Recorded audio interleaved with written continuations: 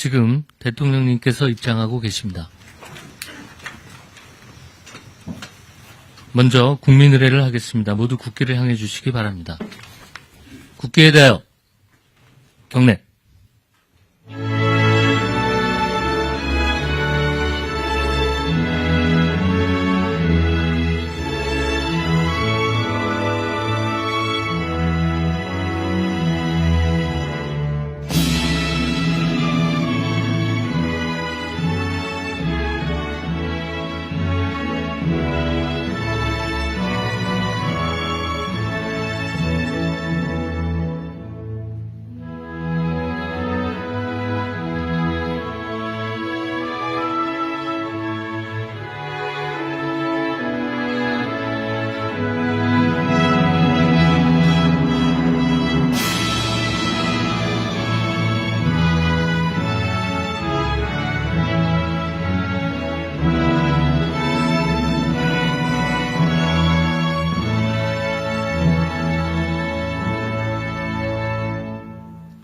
바로 모두 자리에 앉아 주시기 바랍니다.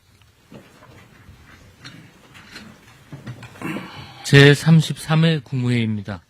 대통령님께서 개회 선언과 함께 모두 말씀을 하시겠습니다. 네, 제33차 국무회의를 시작하겠습니다.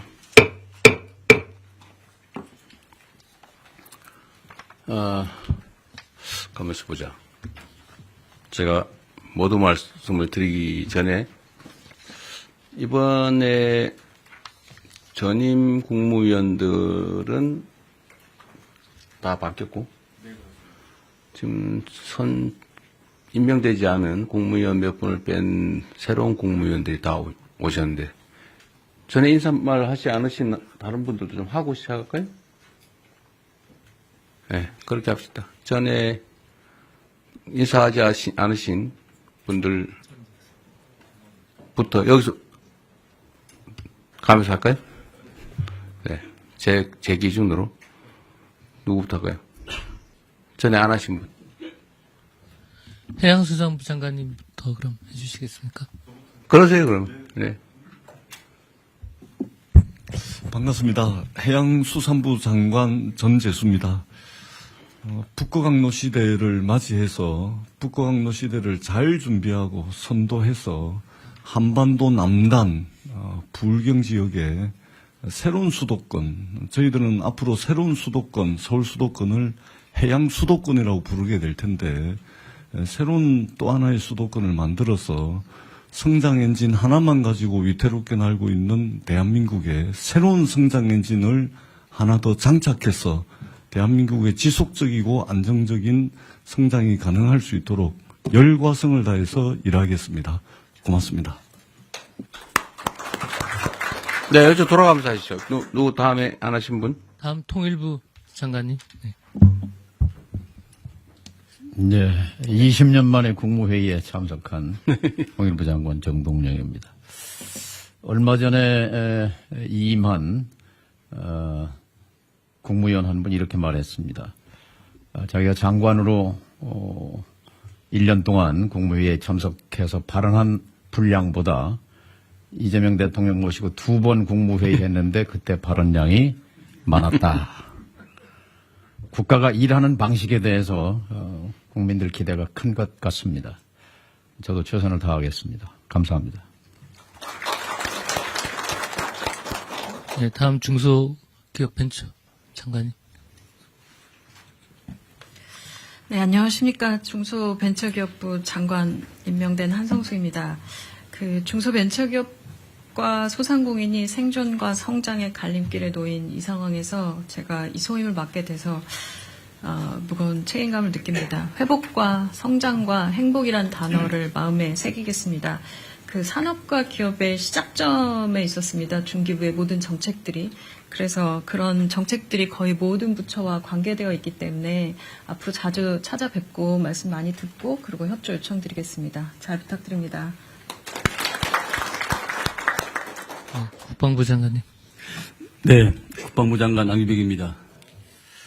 먼저 국가와 우리 군을 위해서 일할 기회를 주신 대통령님께 먼저 감사의 말씀을 드립니다. 바라보는 시선이 달라야 도달하는 목적지가 다르다고 생각합니다.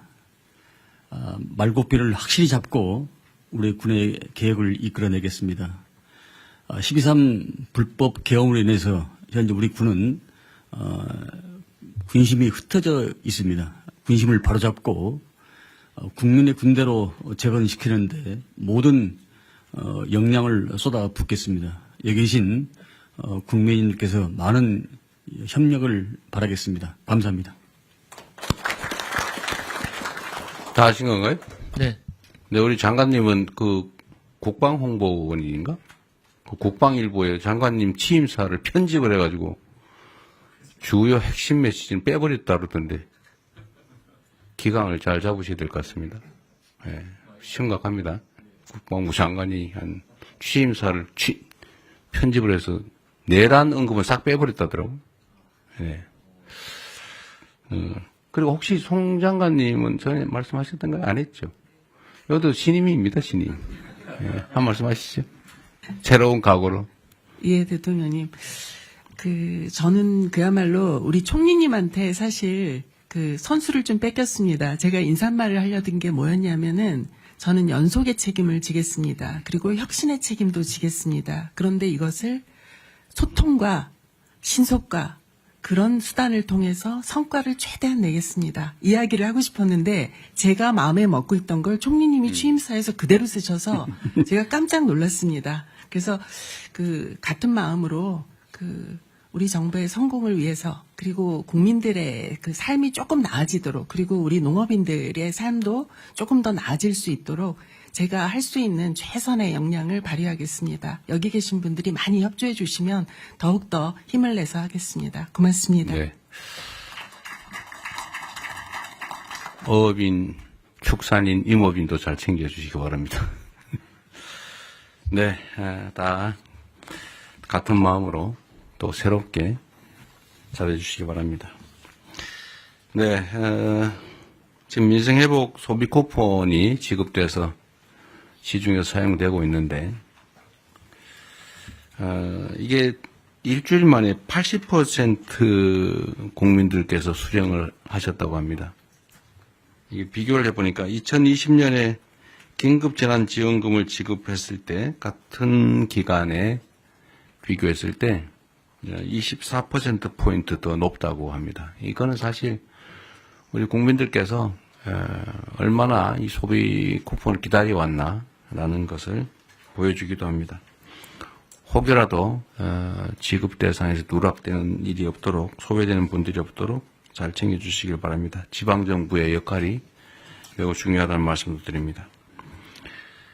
그리고 우리가 이 과정에서 하나 좀 되새겨봐야 될 것이 언제나 행정을 하는 데 있어서는 공급자인 우리 또는 공무원들의 행정 편의 이런 위주로 생각하면 안 된다는 것입니다. 이게 모두가 행복하자고 하는 일이 누군가에게 엄청난 좌절감, 소외감, 상실감을 주기도 합니다.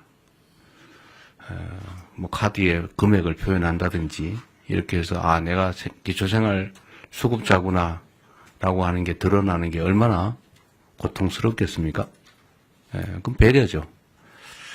어쨌든 그래서 이런 걸 경험 삼아서 행정은 나라의 주인인 국민을 중심으로 행정 수요자를 중심으로 사고해야 된다. 실행해야 된다는 점을 다시 한번 생각하면 좋겠습니다. 기후변화 때문이겠지만 폭우에 이어서 폭염이 심각합니다. 온열 환자가 지난해에 약 3배인 2,400명을 넘어섰다고 합니다. 폐사 가축수도 지난해 10배, 100만 마리를 넘어섰다고 합니다. 관련 부처에서 이게 국가적 비상사태다라는 각오를 가지고 가용 인력 예산, 역량을 총동원해서 피해를 최소화해 주시기 바랍니다.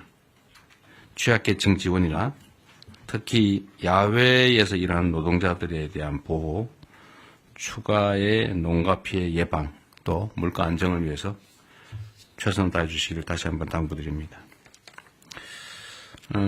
그리고 제가 어제 보니까 포스코 ENC라는 회사에서 올해 들어서 5번째 산재 사망 사고가 발생했다고 합니다. 5명이 올해 돌아가셨다 그 말입니다. 일하러 갔다가. 이게 있을 수 있는 일입니까? 살자고 돈 벌자고 간 직장이 전쟁터가 된 거 아닙니까? 어떻게 동일한 사업장에서 올해만 5명이 일하다 죽을 수 있습니까? 며칠 전에도 보니까 무슨 상수도 공사하는데 맨홀을 들어갔다가 또 2명인가가 질식 사망했다고 합니다. 그 이전에 며칠 전에 또 보니까 무슨 큰 통에 그걸 수리하러 들어갔다가 또 질식 사망했다고 해요. 뭔가 폐쇄된 공간에 일을 하러 들어가면 질식 사망하는 사고가 많다는 건 국민적 상식인데 어떻게 그걸 보호장구 없이 일을 하게 합니까?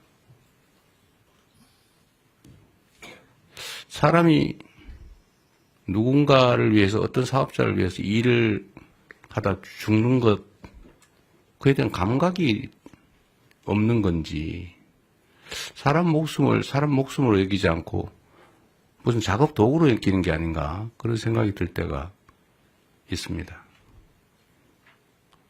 나와 내 가족이 귀한 것처럼 일하는 그 노동자들도 누군가의 가장이고 누군가의 가족이고 누군가의 남편이고 누군가의 아내이고 그렇습니다. 똑같은 장소에서 똑같은 사고가 발생하는 것은 똑같은 방식으로 특히 사망하는 것은 충분히 예상할 수 있는 일인데 이 예상할 수 있는 일들을 방어하지 않고 사고가 나는 것은 결국 죽음을 용인하는 거죠. 아주 심하게 얘기하면 법률적 용어로 미필적 고의에 의한 살인 아닙니까? 죽어도 할 수 없다. 뭐 죽어도 어쩔 수 없지. 이런 생각을 한 결과가 아닌가 하는 생각이 들어서 정말로 참담합니다. SPC가 8시간 이상의 야간 장시간 노동을 없애기로 했다고 합니다. 늦었기는 하지만 다행인데 말씀을 하셨으니 꼭 지키기 바랍니다. 전에도 1,000억을 들여서 동일사고 발생하지 않게 조치하겠다고 했는데 그걸 과연 했는지 제가 확인해 보라고 했지만 이번에는 신속하게 꼭 지켜주시기를 부탁드립니다. 그런 얘기가 있죠. 사람은 기계가 아니다. 노동자도 사람이죠. 12시간씩 밤에 그것도 주야 막교대로 이어서 일한다는 게 쉽지 않습니다. 어쨌든 이런 후진적인 산재를 영구적으로 추방해야 합니다. 연간 1,000명에 가까운 사람들이 일하다 죽는다고 하는 게 이게 있을 수 없는 일이죠. 대한민국이 명색이 10대 경제강국에 5대 군사강국, 문화강국이라고 불립니다. 그리고 세계 최고를 자랑하는 민주주의 국가죠. 일하다 죽는 일이 최소화될 수 있기를 바랍니다. 안전이라고 하는 것은 당연히 해야 될 의무지 이걸 비용으로 생각해서 아껴야 되겠다 이렇게 생각하면 안 되죠. 돈보다 생명이 귀중하다는 생각을 모든 사회 영역에서 우리 모두가 다시 한번 되새겨보면 좋겠습니다. 물론 이런 때는 여러 가지 원인들이 있죠. 원청, 하청 관계. 공사 현장에 가보면 하청을 한 번만 하는 게 아니고 하청의 하청, 하청의 하청의 하청, 하청의 하청의 하청의 하청. 그래서 4번, 5번씩 하청이 되면서 원 도급 금액의 절반 정도로 실제 공사가 이루어지니까 안전시설이나 안전조치를 할 수가 없어요. 이거 법으로 금지된 건데 방치되어 있지 않습니까? 포스코 ENC 같은 데서 1년에 5명씩 이렇게 산재 사망사고가 나는 것도 아마 그런 거와 조금은 관련이 있지 않을까 그런 생각이 듭니다. 한번 가봐야 되지 않을까 싶은 생각이 들고요. 이 산재 사고, 특히 사망사고에 대해서는 좀 오늘은 우리 국무회의에 의제로 미리 제가 고지를 해드렸는데 이게 어느 한 부처만 노력해서 될 일이 아닙니다. 한번 각 부처가 준비한 게 있으니까 공개적으로 요거는 한번 안건 논의 전에 토론을 한번 했으면 싶어요. 준비하신 게 있으니까 지금부터 시작을 하면 좋겠습니다. 어쨌든 이런 노력을 기반으로 올해가 산재 사망 근절 원년이 될 수 있으면 좋겠습니다. 좀 그래프가 사망이 계속 유지되거나 늘어나는데 꺾이는 그 원년이 되었으면 좋겠다는 생각을 가지고 오늘 토론을 한번 시작해 보도록 하겠습니다. 제가 진행을 할 테니까요. 준비된 게 있으시면 요거 토론부터 먼저 하도록 하겠습니다. 누가 준비하시죠? 고용노동부 장관님. 네. 네, 고용노동부 장관입니다. 요약해서 자료가 있으니까. 자료에 근거해서 네. 보고드리겠습니다. 네. 먼저 중대재해 현황입니다. 올해 1분기 사고 사망자 수는 137분입니다. 좀처럼 줄지 않고 있습니다. 유형을 보면은 떨어짐, 끼임, 부딪힘 등 후진국형 사고가 다발되고 있습니다. 최근 기후위기에 따라 온열 질환 더하기 질식 사고가 또 새롭게 나타나고 있습니다. 대통령께서도 말씀하셨던 상수도에서도 지금 질식 사고가 산소 결핍으로 인해서 발생된 것으로 추정됩니다. 원인 분석입니다. 먼저 가장 큰 원인으로는 대통령께서도 말씀하셨듯이 안전과 사람을 비용으로 여전히 인식하는 관행이 만연합니다. 왜 사람에 대한 지원은 비용이고 설비에 대한 지원은 투자인가? 이런 질문을 던져봅니다. SPC 이 사례에서 대통령께서 정확히 지적하셨듯이 저임금 장시간 노동이 재해자의 집중력을 저하시켰고 이러한 것들이 모여서 재해자의 불안정한 행동이 나타났다는 점에서 그동안 우리는 재해자의 불안정한 행동을 원인으로 지목해 오지 않았나. 우리 정부에서는 원인과 결과를 뒤바꾸지 않겠습니다. 또한 교체가 시급한 노후 장비, 특히 그날도 회전체 윤활유가 자동으로 분사되어야 함에도 불구하고 오랫동안 방치되었던 것을 재해자께서 수동으로 공급하다가 사망사고에 이르렀습니다. 왜 이런 투자가 적게 이루어지지 않았나? 이건 결국 지배구조와 연관이 있다고 생각됩니다. 권한과 책임에 분산되어 있었기 때문에 현상 사장은 어찌 보면 흔히 하는 말로 권한 없는 사장이 아니었나 하는 생각이 듭니다. 두 번째로는 재해가 발생해도 기업의 실질적인 손실이 크지 않는, 즉 재해 발생을 비용으로 환치했을 때도 기업 차원에서는 크지 않다는 인식이 팽배한 게 아닌가 생각됩니다. 중대재해처벌법이 도입되어서 경각심은 제고되었지만 현장에서는 오히려 최고위 경영 책임자는 회피하려는 법률 컨설팅에 의존하고 실질적인 감소책이 나타나는 것은 줄어들지 않는 이유는 거기에 있지 않나 생각됩니다. 또한 이 중대재해처벌법 수사 판결이 상당 시간 소요되기 때문에 또 손방망이 처벌이라는 것도 있고 또 한편 기업에서는 불확실성이 길어짐으로써 불만도 있는 것도 사실입니다. 일각에서는 중대재해처벌법이 대형 로펌만 좋아졌다는 자주 섞인 이야기도 있습니다. 이런 차원에서 중대재해처벌법의 실효성 강화 방법 필요하다고 생각됩니다. 세 번째로 지시와 개통의 불확실성이 야기하는 기업의 경영 방식입니다. 개통은 단순화돼야 되고 지시는 정확해야 됩니다. 그래야만 안전이 확보되는데 이러한 지배구조의 다단계 구조 속에서 개통은 복잡해졌고 지시의 책임자는 불분명해졌습니다. 이런 문제 근본적으로 발본색원하겠습니다. 마지막 지난 정부에서 대책이나 집행 과정이 전면적으로 재검토가 필요하다고 생각됩니다. 사람의 안전 생명보다는 오히려 경영 여건을 우선시하는 경향이 있었지 않았나 생각됩니다. 향후 대책입니다. 이재명 정부에서는 근본적으로 중대재해에 대한 대책의 정부의 근본적인 패러다임을 전환하고자 합니다.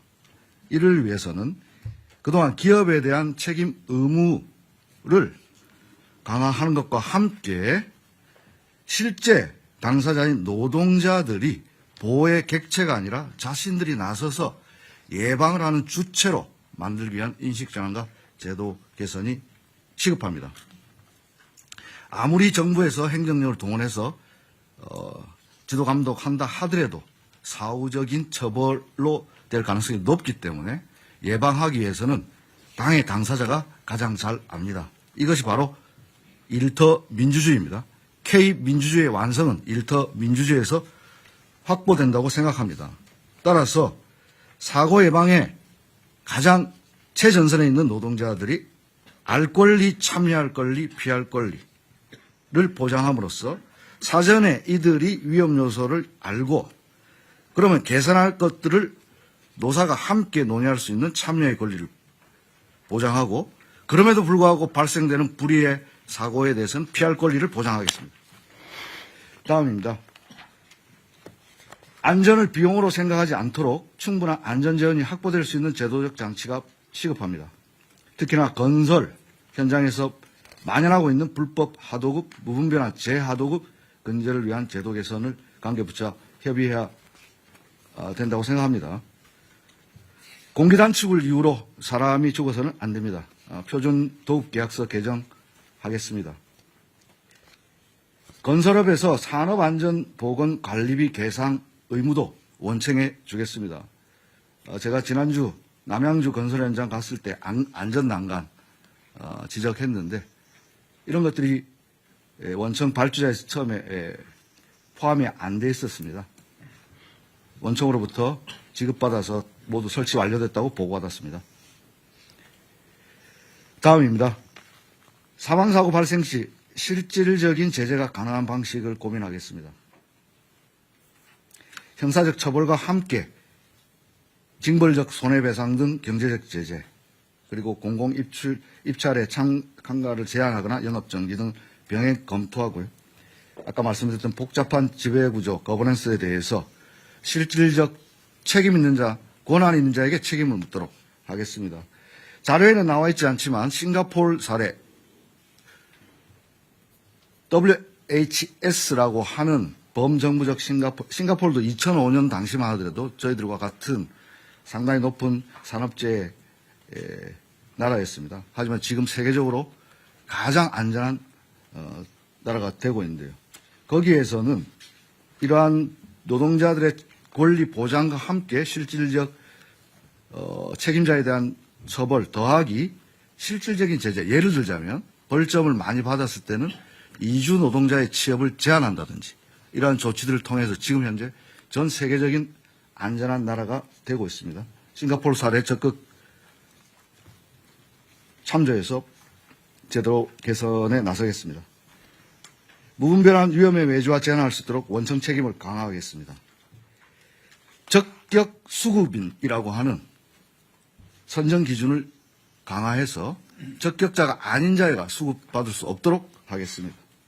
특히 공공부문부터 위험작업 재하독을 금지하고 불가피하게 할 때는 반드시 승인을 실시하도록 신설을 하겠습니다. 마지막으로 대통령께서 지시하신 산업안전감독관 증언 지방자치단체와 협업을 잘 진행하되 단순한 숫자 증가만 그치지 않고 이들에게 실질적 권한과 함께 책임을 뒤에 병기시킴으로써 실질적인 산업안전 지도가 될 수 있도록 하겠습니다. 예컨대 근로감독관들이 지금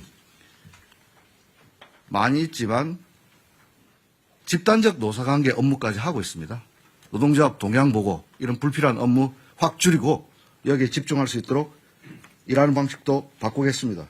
대통령께서 SPC에서 특공대가 돼야 된다고 지시하셨는데 특공대 만들어서 예를 들어서 실무 경력을 가진 퇴직자와 신규자를 2인 1조로 해서 이른바 노동안전 투캅스 만들어서 계속 페트롤카를 돌리고 불시에 점검할 수 있도록 하겠습니다. 이상과 같이 대책을 보고드리고 관계 부처와의 내용은 자료 참조해 주시면 되겠습니다. 이상입니다.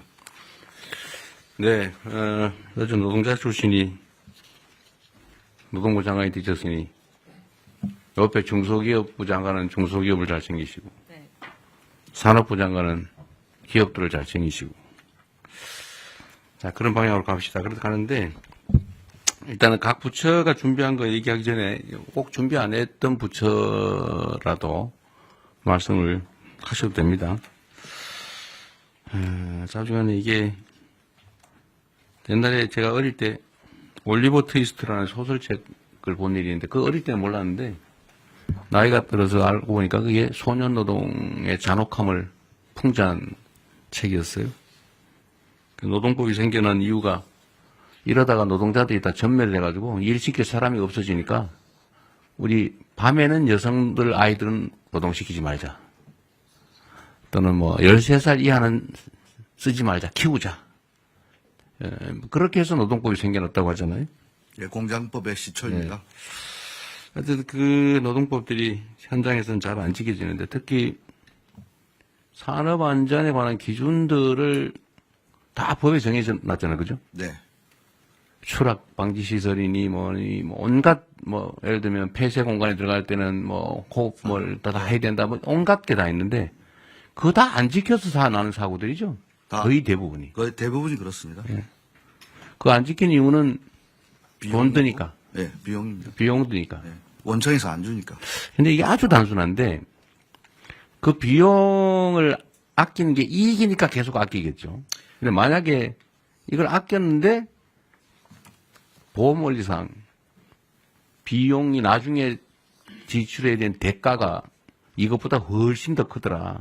라고 하면 절대 이러지 않을 거예요. 그죠? 그렇습니다. 그건 뭐냐면 결국은 제재나 대가가 너무 약한 거죠. 그러니까 차라리 사람이 죽는 위험을 감수하는 게 이익인 사회인 거죠. 그래서 이게 핵심적인 원인인 것 같으니까 아까 말씀하신 것처럼 근로감독관 300명 빨리 구성하라는데 몇 명 했어요? 지금 300명 이미 구성되어 있습니다. 구성됐어요? 네, 150 산업안전공단 단속은 나가고 있어요? 매주 나갑니다. 매주? 매일 나가야지 왜 매주 나갑니까? 저는 매주 나갑니다. 본인은 매주 나가시고요. 어쨌든 불시 단속은 계속 하고 있는 거죠? 그렇습니다. 언제 저도 한번 같이 가면 좋겠어요. 고맙습니다. 네. 어쨌든 사람 목숨을 지키는 특공대다 이렇게 생각하고 네. 정말로 철저하게 단속해야 됩니다. 직을 걸겠습니다. 네. 진짜로. 이번에 이거 해가 상당 기간이 지나도 산재가 안 줄어들면 진짜 직을 거십시오. 그렇게 하겠습니다. 보호의 객체에서 예방 주체로 이거 아주 재밌는 아이디어 같습니다. 그러려면 사실은 노동자들의 단결된 역량이 되게 중요한데 그죠? 네. 노동조합도 조직 방해나 이런 것들은 요새 별로 없는 것 같긴 하던데. 하여튼 아직까지는 그런. 노동자들이 혼자 이런 문제를 해결하기는 어렵기 때문에 같은 입장에 있는 노동자들끼리 연합할 수 있게 단결할 수 있게 하는 게 중요한 과제인 것 같습니다. 노동자들의 조직률은 좀 올라가고 있나요? 지금 현재 12% 어간에서 정체되어 있는. 한 10년 만에 1% 올랐군요. 네, 그렇습니다. 그래서 오른 게 어디인가 싶긴 하네요. 이게 제일 핵심은 그거 같습니다. 실질적 제재. 그러니까 이게 안전조치를 안 하고 사고가 나면은 안전조치를 안 함으로써 생기는 이익, 비용 절감보다 훨씬 더 큰 지출이 있다. 네. 라는 걸 확실하게 제도화하면 네. 사고 안 나게 미리 열심히 하겠죠. 네, 그래서 결국 그게 문명 국가일 것 같아요. 맞습니다. 이 중대재해처벌법 말씀 잠깐 드리면 중대재해처벌법에 우리가 처음에 아이디어를 얻었던 것이 영국에 제정됐던 기업살인법이라 해서 법인에 대한 제재를 그러긴 한데 이게 저는 재계에서 중대재해처벌법 이거 자꾸 문제 제기하던데요. 네. 사실 저는 이게 그렇게 실효적인가 하는 의문이 있긴 해요. 네네. 대부분 집행유예 정도로 끝나는 데다가 그 실질적 경영주, 그러니까 이런 안전조치를 하지 않음으로써 이익을 얻는 주체하고 실제 처벌받는 주체가 많이 괴리돼 있죠. 네, 그렇습니다. 예를 들면 실제 이익은 예를 들면 회장이 보는데 그렇습니다. 최대로 해야 사장이 책임지는. 네네. 사장은 실제로 고용인데 네. 그러니까 별로 효과가 없는 거죠. 실효성 제고 방안을 검토하겠습니다. 근데 이게 저는 형사처벌은 별로 좋은 아주 결정적인 수단은 못 되는 것 같고 맞습니다. 지출이 늘어나게 만들어야 될 것 같아요. 네. 제재도. 네. 그러니까 아까 말씀하신 징벌배상. 네. 그러니까 똑같은 상습적 반복적 사망 사고가 발생한다. 네. 뭐 한 번 우연히 발생한 거라면 모르겠는데 똑같은 현장에서 똑같은 원인으로 똑같은 시기에 똑같은 방식으로 이거는 사실은 거의 고의에 가까운데 이런 경우는 징벌배상을 도입을 하는 것도 한번 고려해 볼 필요는 있죠. 검토하고 있습니다. 아 그래요? 네. 여기 자료에 있는데 갑자기 말씀하셔가지고 여기 지금 보면은- 바로 생각했나? 아니요. 여기 보면은 뒤에 있어요? 네. 알겠습니다. 예. 그런 거라든지 과징금이라든지 고액의 과징금 사실 경제적 제재를 가해야 실제 예방을 하기 위해 나서지 않을까. 이익과 손실, 자본주의 이게 중요하잖아요. 네. 계산이 중요하니까 그것도 한번 고려해야 될 것 같고요. 이제 다른 부처들이 좀 준비한 게 있을 테니까 한번 얘기를 좀 들어보고 또 의논을 맞아야 하겠습니다. 각 부처가 준비한 건 최대한 좀 요약해서 다 알아들을 수 있으니까 좀 시작하도록 하시죠. 법무부가 먼저 할까요? 예, 순서에 따라 본부 먼저 하겠습니다. 어쨌든 뭐 중대재해나 산재 관련해갖고 국민 일반의 감정 신속하고 엄정한 수사와 처벌을 원하고 있습니다. 현재 실태를 확인해 보니까 최근에 중재법으로 처리된 30건에 관련해갖고요. 수사 단계에서 검찰 송치까지가 한 418일 걸렸습니다. 검찰에서 기소까지가 200일이 걸렸습니다. 600일이 넘어가기 때문에 국민 일반들 정서와는 상당한 거리가 있는 것 같습니다. 원인은 뭐 아시는 것처럼 기업의 보건 안전 시스템 전반을 좀 살펴야 되고 실질적인 지배구조가 어떻게 되어 있는지 이런 것 때문에 뭐 다량의 압수이라든가 사건 관계가 굉장히 많아서 굉장히 지연되는 측면도 있고요.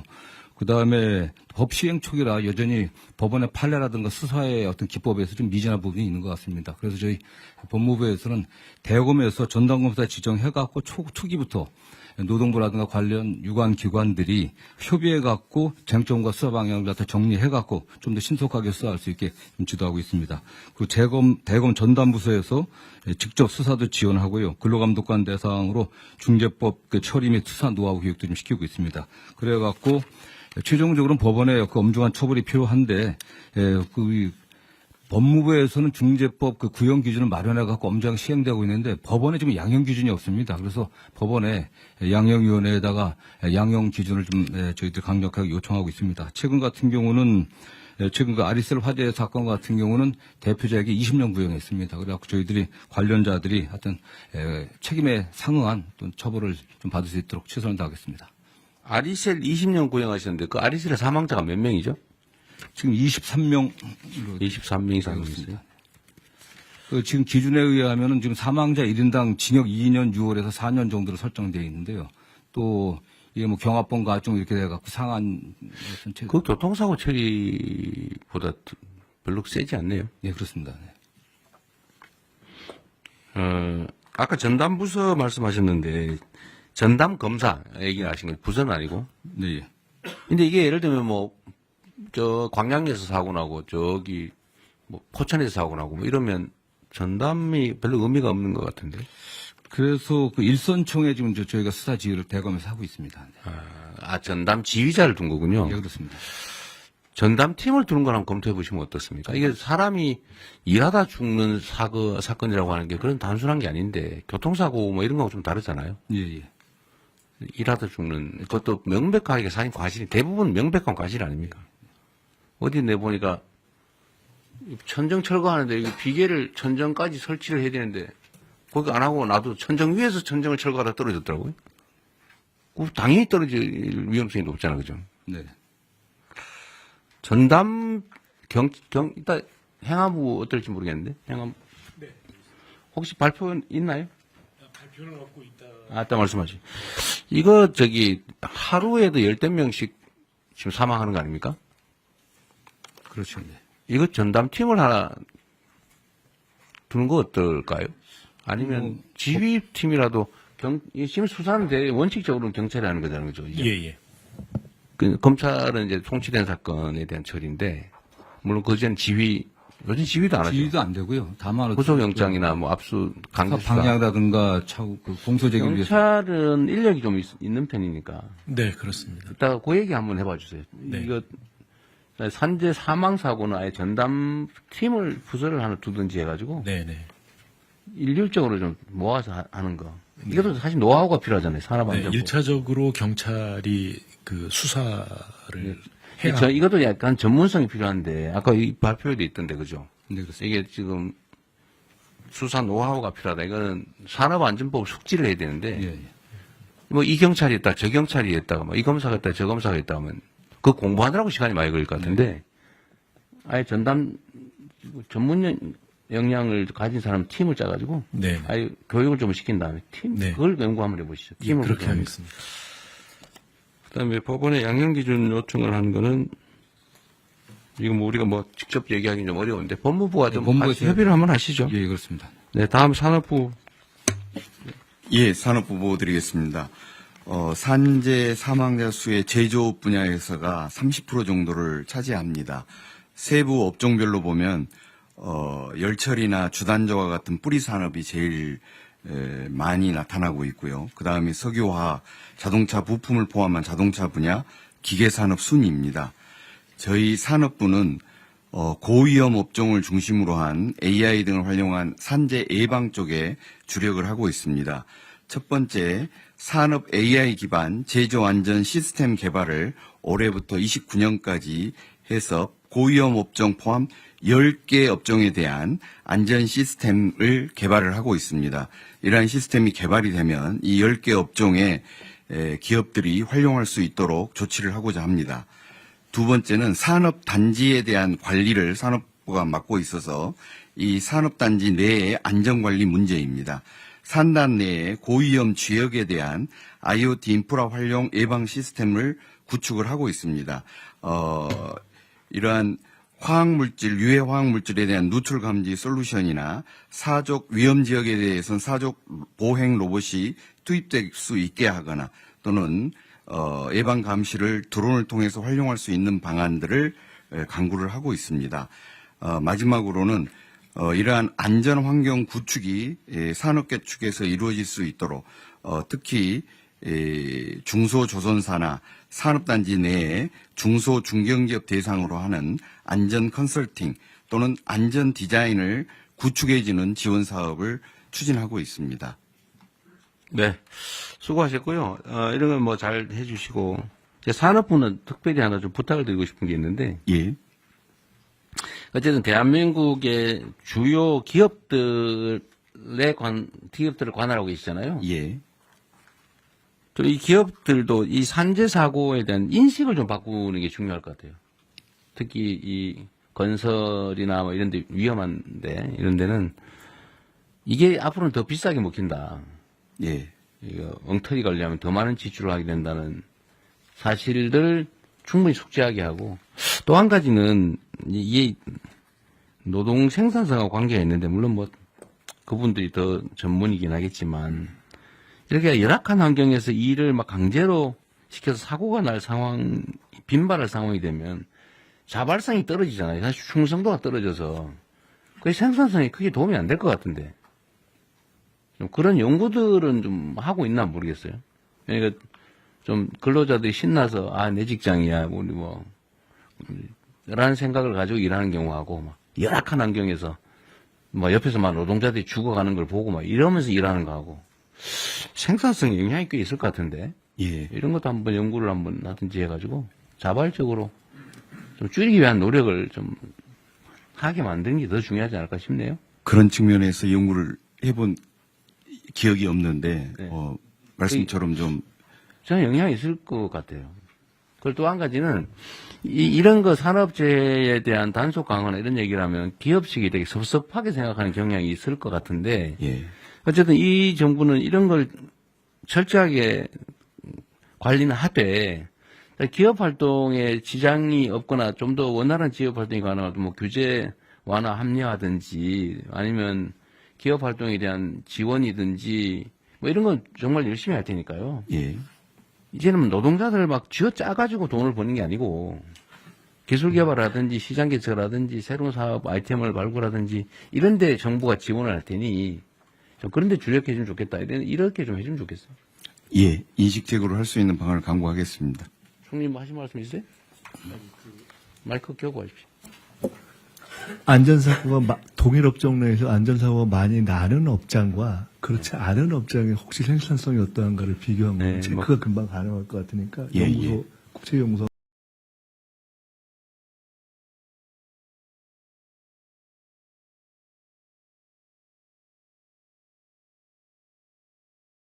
뭐가요? 어떻게 하면? 안전에 대한 투자가 갔을 때 노동 생산성이 올라간다. 아, 이미 그런 자료가 있어요. 있습니다. 예. 근데 괜히 쓸데없는 소리 했네. 네. 국내에는 없는데 국제적인 기준으로 있습니다. 그런 거라도 어쨌든 공유라도 하면 좋겠네요. 네. 예, 그렇게 하겠습니다. 대통령 사소한 거 한 말씀. 말씀하십시오. 이 법 이름이 중대재해처벌법이잖아요. 네. 제목은 너무 세고 내용은 처벌은 별로고. 솜방망이고 그렇습니다. 그리고 처벌 자체가 목적이 아니어서 중대재해를 예방하자는 게 목적인데 제목이 처벌법이니까 그 기업의 반감이 회장들이 많군요. 그 제목에 대한 반감이 꽤 큽니다. 그래서 저는 중대재해 예방법으로 제목은 바꾸고 그 내용적으로 그 예방을 강화하고 예방을 못한 것에 대한 처벌 규정을 세게 하고 이렇게 전체 체계를 좀 바꾸면 어떨까? 사실은 산업안전보건법이 예방법이죠. 예, 근데 이제 그걸 통합하기는 좀 어려운데.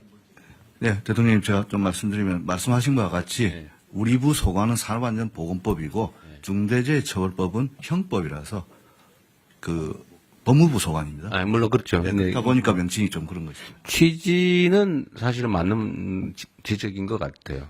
이게 중대재해처벌법, 처벌, 사실 매우 네거티브한데, 예방으로 하고 예방에 일정한 성과를 내면은 인센티브를 준다든지 사실 이런 방식으로 하는 게 훨씬 더 문명적이긴 한 것 같네요.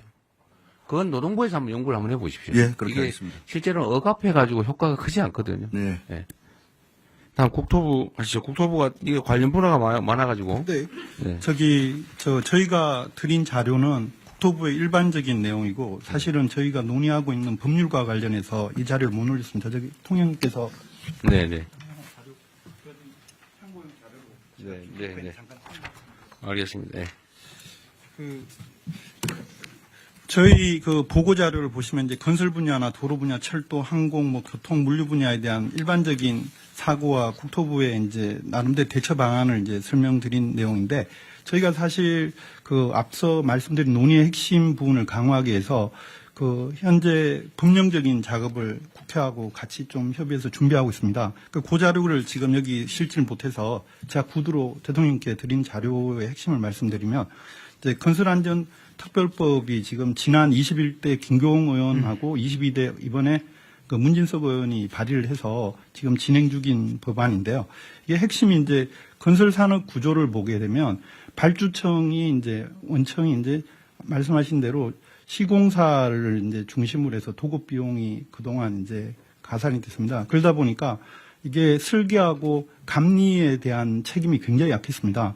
그래서 건설안전특별법의 1차 부분은 이제 그 발주청인 원청에 대한 이제 책임, 처벌 부분과 관련해서 이 시공에 대한 이제 공사비 책정에 이제 공기 적정성을 원래 보장을 하지만 설계 쪽하고 감리 쪽에도 그와 관련된 이제 적정성을 보장을 하는 거를 하고 그리고 이제 더 중요한 건 이제 이런 이제 앞서 말했던 그 실제로 사람을 처벌하는 부분에 대한 부분들이 건설회사 같은 경우는 대리로 예를 들어 처벌받는 경우라든지 여러 가지 문제가 있어서 실효성의 문제가 있어서 비용적인 거로 이제 저희가 생각하고 있는 거는 법안에 나오지만 매출액 대비 지금 3% 정도의 이제 그 과징금을 이제 일종의 하는 방안을 생각하고 있습니다. 그래서 이게 그렇게 될 경우 지금 이제 보통은 영업이익 대비 한 3에서 4% 수준인데 매출액 대비 3%가 나오고 지금 건설업계에서 굉장히 거기 반발하는 경향이 있지만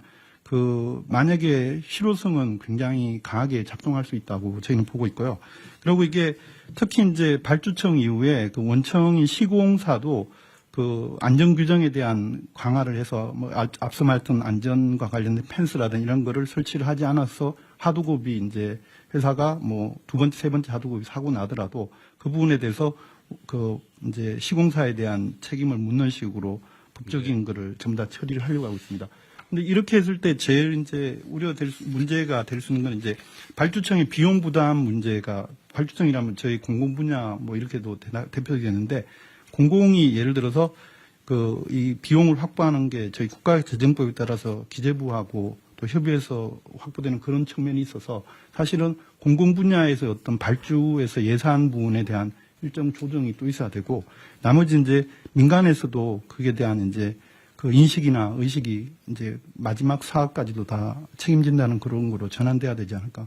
그 장점은, 가장 큰 부분은 우리나라 건설 산업의 후진성에서 전환될 수 있는 계기가 된다고 보고 있습니다. 즉 무슨 말이냐면, 이게 산업이 이제 안전을 강조하지만 선진화가 될 수 있는 부분이, 우리나라 건설 산업 최대 약점이 이제 그 감리나 설계 부분이 이제 창의적이거나 아니면 안전성을 답보해내지 못하는 부분인데, 이 부분을 제 생각으로는 만약에 이런 안전 규정을 하면 부수적 효과로 건설 그 산업에 있어서 설계나 감리 쪽에 강화 효과가 나타나면 그쪽이 제대로 임금을 받게 된다고 보고 있습니다. 네, 어쨌든 이런 새로운 안도 좋고, 그러니까 건설 안전에 관한 법을 새롭게 만들어서 제재와 책임을 강화하자 그 말이잖아요. 네. 그것도 중요하고, 여기 준비된 내용을 보면 여하튼 건설 분야의 추락 사고가 지금 제일 많지 않습니까? 근데 건설 현장의 추락 사고는 산업안전보건법이 정한 기준에 의한 안전시설이나 조치를 안 해서 거의 대부분 발생하죠. 그렇습니다. 네. 그러니까 이거를 사전에 사고 난 다음에 처벌도 중요한데, 그걸 안 지키는 평소에 미준수 행위에 대해서 제재를 세게 해가지고 필요한 안전조치를 당연히 해야. 이게 생산성 향상에 2.6배 도움이 된다고요? 2.4배, 뭐 하여튼 유럽 보고는 그렇습니다. 어쨌든 그 추락사고 예방 대책을 철저하게 준수하는 거하고, 지하 안전 강화, 이것도 있네요. 국토부 활동이 많아요. 네, 제가 그 부분 또 그러면 짧게 보고. 아니, 됐습니다. 네. 자, 지하 안전 강화도 해야 되는데, 이것도 역시 지하에 관해서 상세한 규정들을 이미 만들어 놨는데, 하여튼 안 지켜서 생기는 경우가 많죠. 대부분 다 그렇습니다. 대부분 다 그렇죠. 건설 현장도 그렇고, 지금 뭐, 우리 차관님이 준비하신 것도 있고, 폭염 때 지금 사고도 사망도 꽤 많죠. 이 폭염에 대한 안전 조치도 다 규정이 있죠. 몇 분 동안 더 쉬어라, 몇 도 이상 되면은 일하지 말아라. 네, 요번에 33도 이상 되면은 2시간 내에 20분씩. 네, 근데 다 그거 안 지켜서 대부분 다 그러죠. 네. 철도 사고, 항공 분야는 흔하진 않지만, 어쨌든 이것도 되게 시설이나 아니면 뭐 과실 이런 경우가 많죠. 건축 분야, 교통 분야도, 물류. 어쨌든 국토부는 관할 영역이 상당히 많은 것 같고요. 거기에 관련 규정을 잘 지키는 게 중요할 것 같습니다. 자, 다음에 금융위, 이거는 재밌는 안이 꽤 있어요. 금융위 한번 얘기해 보시죠. 예, 금융위 보도드리겠습니다. 그 중대재해를 예방하는 데 있어서 경제적 불이익을 높이는 것이 중요하고, 금융 쪽에서는 결국 시장의 힘에 의해서 그 불이익을 높여나가는 방향으로 저희들이 대책을 추진을 하려고 하고 있습니다. 투자 같은 경우에는 지금 상장 기업에 대해서 ESG 평가원에서 ESG 평가를 합니다. 중대재해 같은 경우는 S에 해당되는 항목이 있고, 실제로 이제 중대한 사고가 나면은 거기서 감점이 이루어지고, 그럼 전체적으로 평가 등급이 떨어짐에 따라서 기관 투자자들이 그걸 참고해서 투자에 반영하는 시스템입니다. 그래서 이 부분을 조금 더 명확히 하거나 강화하는 방향으로 해서 투자 부분에서 이런 부분들이 불이익으로 느껴질 수 있도록 하는 조치들을 강구를 하겠습니다. 두 번째는 대출입니다. 현재 대출도 각 그 은행의 내규상 여신 업무 기준에서 보면 사회 책임 경영 항목에서 기업의 평판 요소를 고려해서 평가하도록 되어 있습니다. 그래서 실제로 이런 일들이 일어나고 그것이 사회적으로 이슈가 되는 경우에는 대출 제한하는 것까지도 내규에 하고 있습니다. 할 수 있도록 되어 있습니다. 실제로 케이스를 한번 보고 이게 어떻게 작동되고 있는지를 한번 전반적으로 점검을 하고, 특히 중대재해 부분에 있어가지고는 이런 비재무 모형 평가할 때 조금 더 강화하는 방법들을 강구를 하겠습니다. 그리고 마지막으로는 잘하는 기업, 그러니까 안전 투자를 좀 더 하겠다고 하는 기업들에 대해서는 정책 금융기관들이 조금 더 낮은 금리 또는 낮은 보증료를 지금 제공을 하고 있습니다. 이 부분도 재원의 문제는 있을 수 있겠습니다만 조금 더 강화하는 방향을 강구하도록 하겠습니다. 이상 보고로 마칩니다. 네, 이 금융위 제안이 아주 재미있는 것 같아요. 실제로는 투자 기준이 되는 여러 가지 항목 중에 요즘 ESG 평가 결과가 되게 영향을 크게 미치잖아요, 그죠? 대형 펀드나 이런 데는 이걸 되게 중시하는 경향이 있는데, 그렇습니다. 특히 글로벌 펀드들은 그런 것 같은데, 그래서 이 평가에 이걸 반영을 좀 세게 하자 그 말이죠. 예, 조금 더 요 중대재해 부분이 조금 더 강화될 수 있는 방향으로. 네. 그 사고를 말을 들면 뭐 뻔한 산재 사망 사고가 막 반복적으로 상습적으로 발생한다. 그러면 아예 그냥 그걸 여러 차례 공시를 해가지고 예. 투자를 안 하게 되면 주가가 폭락하게. 예, 실제로 지금 뭐 특정 기업을 거론해서 그렇습니다만 그 문제가 됐던 기업 같은 경우는 평가 등급이 좀 23년을 경우에는 굉장히 낮아졌고요. 네. 실제로 주가가 여러 가지 요인을 봐야 되겠습니다만 처음 사고 난 대비로 주가가 많이 빠져 있습니다. 그 종합 주가 지수는 전반적으로 올라가 있는 상황이라서 그래서 그런 요인들도 좀 작용한 거 아닌가 저희들은 그렇게 네, 생각하고 그냥 있습니다. 자연스러운 현상보다는 어쨌든 ESG 평가를 강화해가지고 네. 어쨌든 이 아주 정말 원시적인 거잖아요. 규정을 안 지켜서 산재 사망 사고가 상습 발생한다고 하는 거는 대출은 당장 우리가 어떤 조치를 할 수 있는 부분 같은데 이거는 실제 실행 계획을 좀 만들어서 예. 대출 제한이나 뭐 이런 걸 좀 해야 될 거 아니에요. 한번 현황을 한번 보겠습니다. 네. 예, 예. 실제 어떻게 작동하고 있는지 한번 보고 대책을 강구하겠습니다. 기준을 좀 만들어서 대출과 투자에 불이익이 있는 게 상장 회사들은 상당히 큰 타격이 있을 거 아니에요. 이런 경제적 제재를 실제로 해야 효과가 있을 것 같습니다. 처벌도 뭐 효과가 없지는 않은데. 예. 네. 대통령님 행안부 요 마저 하고 할게요. 네. 자, 공정위하고 조달청이 있으니까 조달청도 있고 요거 먼저 하고 이제 다른 부처들 의견도 마저 듣겠습니다. 네. 자, 공정위 준비한 거 요약해서 간단하게 하시죠. 예, 공정거래위원회입니다. 산업안전 기록을 전가하거나 또는 하도급 대금을 미지급하거나 등은 하도급 업체의 경영 환경을 악화시켜서 결국은 하도급 업체 중대재해 발생의 구조적 원인으로 작용한다고 보고 있습니다.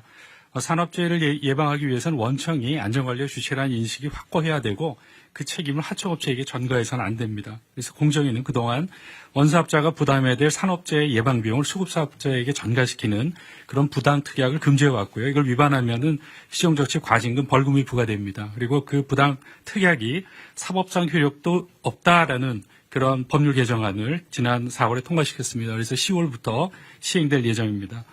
또한 원청이 안전관리 책임을 명시한 표준 하도급 계약서를 마련해서 적극 홍보 확산해 왔습니다. 건설의 경우에는 대부분의 사업자가 표준 하도급 계약서를 사용 중입니다.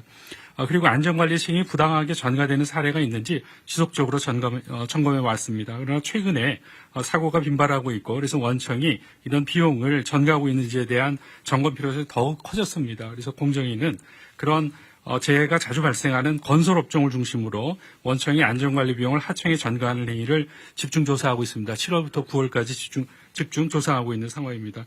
법 위반 사항이 확인되면 엄정하게 제재하겠습니다. 또한 하도급 대금이 안정적으로 지급될 수 있도록 하도급 대금 지급 보증 확대 등 종합적인 제도 개선 방안을 마련할 계획입니다. 관련해서 산업재해를 줄일 수 있는 다양한 방안을 마련해서 국민의 생명과 안정을 지키는 데 최선을 다하겠습니다. 이상 보고를 마치겠습니다. 이게 어느 부처가 관련하는지를 잘 모르겠는데, 수차, 예를 들면, 하도급 여러 차례 하는 거 있잖아요.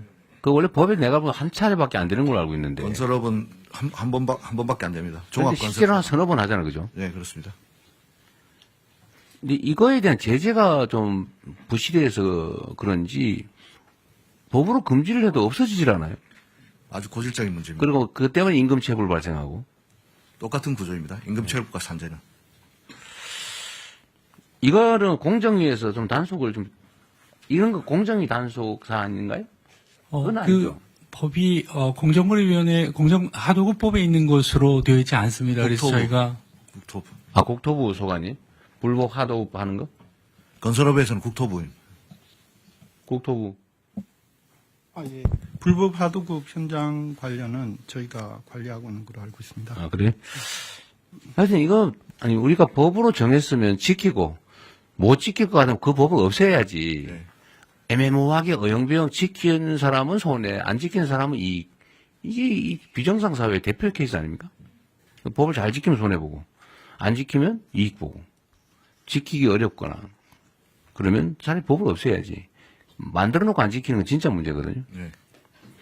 어쨌든 요거는 노동부가 국토부와 협조를 하든지 국토부한테 가서 빌든지 아니면 뭐 수를 사들이든지 뭔 수를 써서라도 하여튼 강력하게 단속하게 하십시오. 그렇게 하겠습니다. 예, 어쨌든 노동부가 주무부처니까.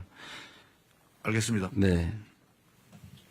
하여튼 이 건설 하도급 문제는 이제 따로 한번 얘기를 한번 해야 돼요. 정말 고질적입니다. 네, 고질적이죠. 네, 이건 산업재해하고 나중에 보호드릴 그 최불임금하고도 네. 같은 구조입니다. 톡하면 체급을 발생하는 게 하도급 때문에, 순차 하도급 때문에. 그렇습니다. 네, 그 공정거래위도 어쨌든 이런 구조적인 문제, 특약의 문제, 약관 문제 이런 거는 하되 공정위가 좀 더 할 수 있는 게 있을지 아무튼 네, 좀 살펴보겠습니다. 네. 네. 자, 마지막으로 조달청. 네. 예, 조달청 관련은 기재부 1차관입니다. 좀 보고 드리겠습니다. 먼저 현재 국가계약법령상에서는 이제 행안부는 지방, 중앙정부는 이제 기재부가 갖고 있는 법률이 있습니다. 그 법에서 아까 전에 노동부 장관께서 제안해 주신 입찰 참가자 자격 제한이 사실상 경제적으로 굉장히 아픈 제재가 될 거라고 생각합니다. 현재 이 입찰 자격 제한에는 중대재해처벌법이 없고 산업안전보건법 위반만 들어가 있습니다. 그래서 이번에 중대재해처벌법 위반 사유도 추가로 할 계획입니다. 그렇게 되면 이제 법률을 개정을 하고 조치를 해야 될 사항입니다. 그래서 구체적인 내용은 고용부랑 협의해서 법 개정을 추진하도록 하겠습니다.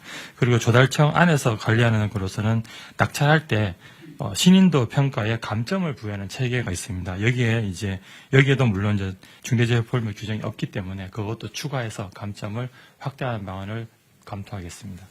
네, 아주 좋은 생각이네요. 요 현행 법령의 중대재해처벌법 위반 사유를 입찰 제한 사유로 추가하겠다는데 이렇게 하면 안 될 것 같고요. 중대재해 발생 자체를 사유로 해야지 처벌법 위반으로 하면 이게 몇 년 간대잖아요.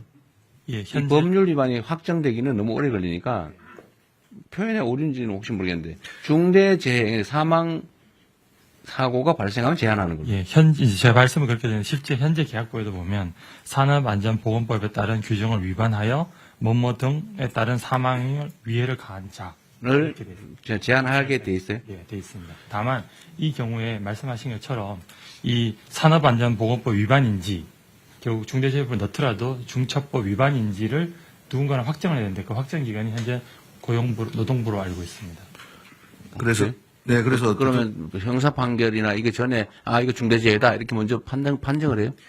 법의 정의에 중대재해라 함은 그러니까 네, 1인 이상 사망 그거를 누군가가 이거 중대재해다 이렇게 해줘야 된다. 고용노동부가 이거는 중대재해가 발생했다 이렇게 규정합니다. 아 그래요? 네. 그 수사 전에 처벌 여부는 이제 법원 수사나 기소 단계에서 되는 거고. 네. 그러면 노동부에서 이거 중대재해다라고 일종의 하면 그 네. 기업은 여기서 제한이 됩니다. 작업장에 사람이 사망하면 일단 빨리빨리 해줘야 될 거 아니에요? 그렇습니다. 바로바로 하는 시스템은 있어요? 예, 중대재해 발생되면 중대재해는 바로 근데 직보되고. 제재 정도가 입찰 제한의 현재 제재 정도와 앞으로 계획은 어느 정도예요? 현재 법에서 2년으로 하고 그거를 대통령으로 위임을 해놨습니다. 그런데 사고에 따라 대통령은 1년 반, 2년으로 이제 중대성에 따라서 규정을 하고 있습니다. 입찰 제한을 한 번 사고 나면 얼마, 두 번째 사고 나면 몇 년, 세 번째 사고 나면 이런 식으로 하는 그런 방법도 검토를 해보고 중복하면 더 제재를 강화하는 거죠. 예, 현재는 사망자 수에 따라서 사망자 수 네. 조금 그 부분도 반복성에 따라서 좀 추가하는 걸 그것도 검토하시죠. 예. 네네. 그런데 이게 조달 사업은 지금 조달 사업이라고 하면 그러면 공사, 물품 구매, 예. 용역 다. 예, 그런 걸 다 포함하고 있습니다. 네, 이거 관리를 좀 잘하면. 그런데 이렇게 하면, 이거 제대로 하면 사실 건설회사 상당 부분은 입찰 제한이 됐었을 것 같은데, 실제로 좀 된 데 있어요? 네, 지금까지는 중대재해처벌법은 포함 안 돼 있어가지고 저희들이 지금 기재부에 건의해놓은 상황입니다. 네네. 계획? 예, 중처법이 없습니다. 이제 반영이 안 돼서 반영을 하겠다는. 하겠다고. 지금 하고 있다는 게 아니고, 향후 대책으로 대책을 인원수로 했는데, 이걸 중복성에 따라서 추가하겠다고 말이에요? 아닙니다. 현재는 산안법 위반만 들어가고 있는데 법을 고쳐서 중처법 위반도 추가를 하고. 산안법 위반은 결과와 관계없이. 그렇죠. 그러면 사망사고가 발생을 하면. 네. 그렇죠. 그 기준을 만들어서 산업안전보건법 위반을 지금 사유로 했는데. 예, 현재는 있고요. 근데 지금 결과를 가지고 판단하자. 예, 중처법 위반 사유도 추가하겠다는 거예요. 좀 세게 하십시오. 예, 법 개정할 몇 번 막 걸리면 아예 그냥 정부 공사를 못하게. 예, 이거는 아예 자격이 제한되는 거예요. 그러니까 뭐 몇 번 2년 하는데 또 걸리고 그러면 아예 그냥 서너 번, 두세 번 걸리면 아예 못하게. 예, 그것도 같이 검토하겠습니다. 그 제가 왜 이 얘기를 하냐면, 지금 여기 발표가 이 마지막이라 없는데, 원래 그 규정을 위반하면 인허가를 취소, 정지시키는 경우가 가끔 있잖아요. 네. 내가 알기로는 무슨 수도 요금 안 내고 뭐 이러면 건축허가 안 해주고 이런 게 있는데, 그런 거 있잖아요. 네. 우리 이거 누가 담당하지? 그런 제도가 있는데, 우리 법제처 잘 모르세요? 그런 거 있어요. 그러니까 뭐 어떤 걸 위반하면 인허가를 취소 또는 정지시키는 그런 제재가 있습니다. 그래서 이런 중대사고가 많이 나면 건설 면허를 가지고 사업을 하다가 중대사고가 반복적으로 발생한다. 그러면 영업허가를 취소해버리는 게 맞지 않나 싶어요. 자격 없는 거 아닌가요? 대통령 정책시장입니다. 네. 모든 행정법의 인가와 이제 취소 요건에 보면 전부 이제 사유가 있는데 사유 중에서 아마 이제 여기에 이제 얼마나 중하게 들어가 있냐 이 차이인 것 같은데요. 관련 법들이 모든 부처에 걸쳐 있습니다. 그래서 한번 그렇죠. 예. 저희가 법제처로 상의를 해서 현행 우리 그 인허가 제도에서 제재 사유에서 중대재해가 어느 정도 돼 있는지 뭐 경중이 제가 볼 때는 중하게 안 돼 있을 것 같은데요. 중하게 해서 조정하는 방안을 전부처 한번 검토를 하겠습니다. 그러니까 입찰 제한도 제한인데 예를 들면 건설 면허를 받아가지고 건설 공사를 하다가 아예 안전시설 조치 의무를 하나도 안 해가지고 정말 뭐 매년 막 사람이 죽어나간다. 이거 건설 못하게 해야 되는 거 아닙니까? 이런 경우라면? 그럼 이런 경우에는 인허가를 아예 일정 정도는 정지, 일정 정도 반복되면 취소, 건설 면허를 취소한다든지 건설 면허를 그걸 한번 도입을 해보는 것도 어떨까 싶습니다. 일단 현황 파악을 하겠습니다. 네네. 그래서 제재를 계약을 못하는 정도를 넘어서 더 심하면 아예 인허가 면허를 통째로 취소 정지시키는 것도 검토하시죠. 네, 검토하겠습니다. 네. 네네, 말씀해 주십시오. 이게 입찰 제한이라든가 하게 되면요. 거의 100% 다 효력 집행정지 가처분 신청하고 법원에서 많이 받아집니다. 그리고 실제로 많은 조달청에서 입찰 제한을 하게 되면은 대기업 같은 경우는 로펌 선임해갖고 효력 집행정지 가처분 받으더라도 그냥 해버리는 경우가 많습니다. 그래도 결국은 결론이 나면, 판결이 나면 그때부터 정지될 거 아니에요? 예, 근데 그게 뭐 다른 어떤 수단이 있어서 그런지 뭐 계속 또 안 할 수는 없겠죠. 왜냐 그것도 비용이니까. 다른 어떤 제재들 뭐 점수를 줄이든지 해서 네. 거의 다 그 효력 집행정지 가처분이 받아지니까 이게. 그것도 감안해서 검토를 하면 하죠. 어쨌든 뭐 제재를 당하는 입장은 그걸 포기할 수는 없을 테니까. 네. 그리고 다른 부처들 의견 있으면 말씀을 좀 하시죠. 누구 할까요? 네, 행안부. 네, 행안부 말씀드리겠습니다. 대통령님 아까 말씀 주신 것처럼 경찰청에서도 산재 전담 수사 인력을 확보해서 이 산재 관련 수사에 차질이 없도록 하겠다는 말씀드리고요.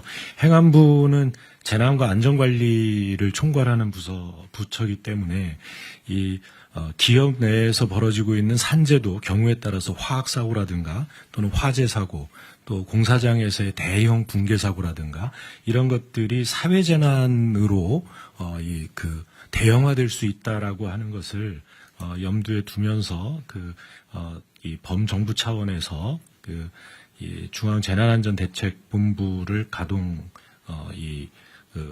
할 수 있는 그런 준비를 하고 있습니다. 그래서 노동안전 종합대책에게도 참여를 하고 있는데요.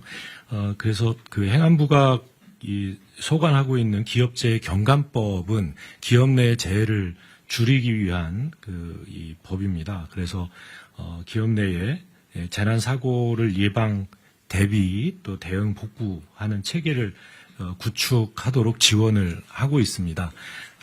아까 이제 이 금융위에서도 그렇고요, 또 공정위 또 조달청에서도 여러 가지 이제 이 중대재해를 일으킨 기업들에 대한 이제 불이익에 관한 말씀도 계셨는데요. 이렇게 이제 기업재해 경감법에서는 재해의 경감 활동 우수 기업을 지정해서 관리를 하고 있습니다. 그래서 재해 경감 활동을 잘 하고 있는, 그래서 ESG 평가를 잘 받는 기업에 대해서는 조달 가점이라든가 보험료 할인, 대출 금리 인하라든가 이런 인센티브 대책도 함께 마련해 주시면 기업의 안전 활동 대책을 독려하는 데 도움이 될 것 같다는 보고 말씀드립니다. 아까 말씀하신 것 중에 하여튼 경찰이 이 문제에 대해서는 좀 전문 전담 수사 조직을 만들어서 전담 수사 인력을 만들어서요. 1차적으로는 그렇게 근로감독관들이 판단을 해서 넘겨오는데요. 거기에 대한 법률적 대처 바로 그럼 이루어질 수 근로감독관을 한 다음에 경찰이 수사를 그 다음 단계에 시작해요? 그 동시에 하잖아요? 동시에 들어가고 있습니다. 동시에 해야죠. 네. 알겠습니다. 또 다른 부처. 대통령 해양수산부도 그 선원의 안전 사고들이 있습니다. 그렇군요. 선원들 같은 경우는 이제 작업 환경이 거칠죠. 예를 들면 태풍이나 파도와 맞서 싸워야 되고, 그다음에 특히 이제 연근의 어선들의 경우에는 이제 선박이 상황은 좀 그리고 요약했습니다. 그래서 이 육상산업계 같은 경우는 이제 산업안전보건법 또 산업안전공단이 있어가지고 체계가 잡혀 있는데, 마침 그 해상산업계는 이런 것이 없었는데 올 1월부터 그 어선안전조업법이라고 이것이 이제 시행이 됐습니다. 그래서 요 부분에 안전조치 미이행에 대한 처벌 규정이 들어가 있는데, 이것을 좀 철저하게 좀 관리 감독을 해서 안전사고가 생기지 않도록 최선을 다하도록 하겠습니다. 네. 노동부 장관님, 지금 산업안전보건법에 각종 이렇게 무슨 의무조항을 쭉 만들어서 지금 사업자가 지켜야 될 사항인가 쭉 있잖아요. 네네. 그것도 필요한 걸 계속 보완해 나가고 있겠죠. 네, 그렇습니다. 그런데 그걸 어길 경우에 대한 제재가 어느 정도예요? 제재가 예를 들면 뭐 있어요? 형사처벌, 산업안전조치 의무를 평소에 안 했다. 예를 들면 어디 건설 현장에 갔더니 추락 방지 시설을 하게 됐는데 안 하고 일 시키고 있더라. 라고 하면 제재가 어느 정도입니까? 과징금이 있을 수 있고. 아니, 현재 제재가 어떠세요? 현재 제재 제가 모르겠습니다. 네. 파악해 보겠습니다. 누가 지금 시간 될 때 좀 찾아봐 주시고, 법제처장이 좀 찾아주시고, 지금, 전화기를 다 뺐겠죠. 네. 나중에 그러면 한번 확인해 보겠습니다. 산업법에 위반했을 때 어느 정도 제재가 어느 정도냐. 보고 누가 좀 나가서 확인 좀 해봐 주세요. 그래도 시간이 좀 있으니까. 근데 일단 한 가지 참고로 말씀드린다면 여러 가지 좀 제재 조치가 있을 수 있을 것 같은데, 아까 그 대통령님 말씀하신 것도 그렇고 그 갑부 장관님 말씀하신 것도 그렇고, 사실은 그 예방을 강화한다는 측면에 있어서는 물론 이제 사고 발생 후의 예방이긴 하지만은 저희가 보기에 가장 실효적인 방법은 작업 중지 명령입니다. 작업 중지 명령을 내려놓고 위험 요소가 완전히 제거됐을 때 작업을 재개할 수 있다 그러면은 일단 사고 발생 후이긴 하지만은 가장 효과적으로 예방 활동을 할 수 있는 방법 중 하나라고 생각합니다. 그거는 하면 좋을 텐데. 그런데 그거는 걸려서 작업 중지 명령하면 그때 걸릴 때 하면 되는 거니까. 그거는 지금 마련되어 있습니다. 네, 작업 중지 명령을 하고, 문제는 산업 안전 시설 조치를 안 하고 평소에 하더라도 사고 안 나면 상관없는 상태잖아요, 지금 사실은. 그렇죠. 그거는 사고 나면 결과적으로 들어가서 뭘 위반했는지 사후적으로. 지금 제가 그 최소 300명 구성해서 불시 단속하라는 거는 어쨌든 안전조치를 안 하고 법을 안 지키고 일을 시키고 있으면 그 뭐 제재가 있어야 될 거 아니에요. 그래서 거기서 만약에 사고가 안 나는데 불시 단속에서 걸렸다. 시정을 안 했다. 그 제재 정도가 너무 미약하니까. 미약하다. 뭐 걸리면 네, 뭐 시정할게요. 그러면 그만. 지금도 제가 보니 노동부 장관님 가셔가지고 단속을 하더라도 고칠게요. 그러면 아마 그냥 오고 있을 거예요. 아니요, 거기서 바로 시정지시서를 내립니다. 해봐요. 그냥 시정하면 되잖아요. 시정하면 되잖아요, 그냥. 아무런 불이익이 없잖아요.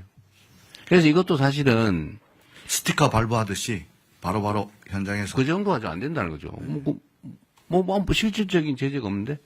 그러니까 이건 일종의 유예 기간 정도를 두고 네.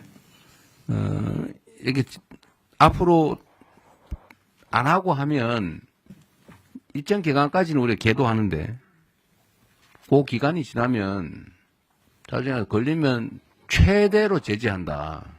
하고 실제로 제재를 해야죠. 그래서 그 피해 정도가 커야 제대로 지킬 거예요. 그러니까 지금 지키는 사람은 이익, 손해, 안 지키는 사람은 이익 이렇게 되잖아요. 그러니까 그 제재 정도 지금 누가 확인해 놨나요? 확인 좀 해달라니까 아무도 안 나갔어요? 네. 그래서 법전도는 앞으로 좀 갖다 놓도록 하십시오. 나 좀 찾아보기. 그러니까 이게 안전조치를 안 하고 일을 하다가 문제가 되면 엄청난 과징금을 받든지 아니면 형사처벌을 받든지 제가 벌금을 받든지 형사처벌을 별로 안 두려워할 것 같아요. 뭐 기껏해야 내가 보기에는 뭐 대통령이 그 안전조치 산업안전보호법 네. 안전조치 벌칙 조항은 근로자 사망 시 7년 이하의 징역 또는 1억 원 이하의 벌금입니다. 안전조치를 안 한 사실 자체에 대한 제재 조항은 없어요.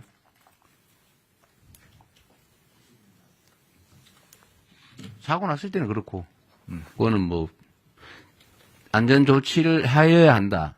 그런데 그걸 안 하면 어떻게 하는 제재 조항이 없어요, 아예?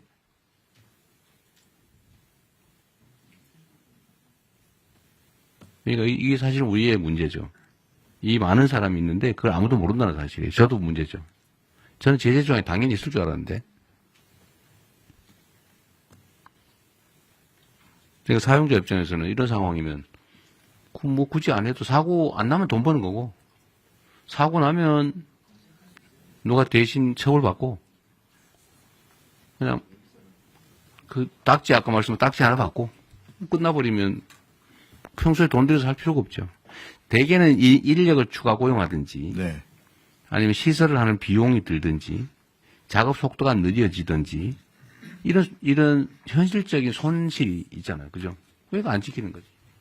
근데 걸려도 제재가 별로 없어요. 사고 나면은 좀 심각해지지만 대부분 사고 안 나니까. 그 돈을 버는 거죠. 지금 아직 못 찾았어요?